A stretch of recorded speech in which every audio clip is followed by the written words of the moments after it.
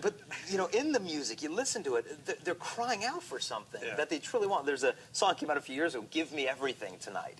You know, he says, "For all we know, we might not have tomorrow." And I remember the first time I heard, I'm like, "Give you everything?" I'm like, "Is this a bank robbery?" You know, like, give me everything tonight. You know, but what's the girl supposed to say to that? You know, give you. I think a girl should say, you know, yeah, I'll give you my body, my heart, my soul, and oh, I don't want everything. I just want your body. Not my soul. Well, come back when I'm dead, and you can have it then.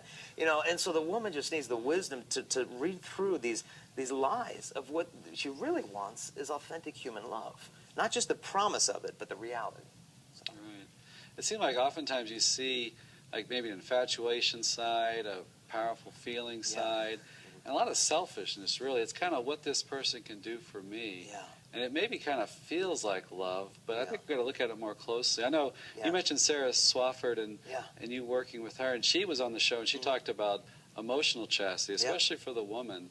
That sometimes she can use the guy in the relationship for this kind of emotional feeding or use. That, I mean, the intimacy that's for marriage is not only physical, but even emotional level of heart. You know, there's certain boundaries that you have that the person doesn't totally know you, right, till after marriage. And that commitment, that safe place is there to reveal yourself. Yeah, you know, and I think these relationships, I meet a lot of girls where they think they're in love with the guy, but in reality they're in love with the fact that he wants her when she doesn't even want herself half the time.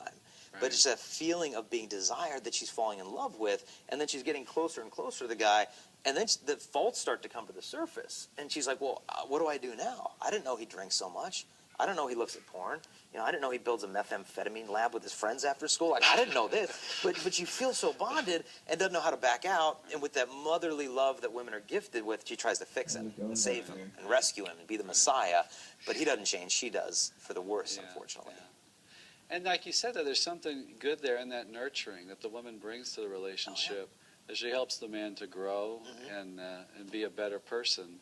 I mean, it happens both ways, but it seems like it happens especially with the guy, right? Yeah, no, women have a gift. You know, I mean, because I always say guys have power in what we do. You know, women have power in who they are. And a woman of virtue just has such an extraordinary ability to elevate not only a man, but civilizations as a whole. And when you have a generation of women where the standards are low, that's where the guys go. But if you have a generation of women who make the standards as high as heaven, the men have no choice but to rise up. And that's what happens.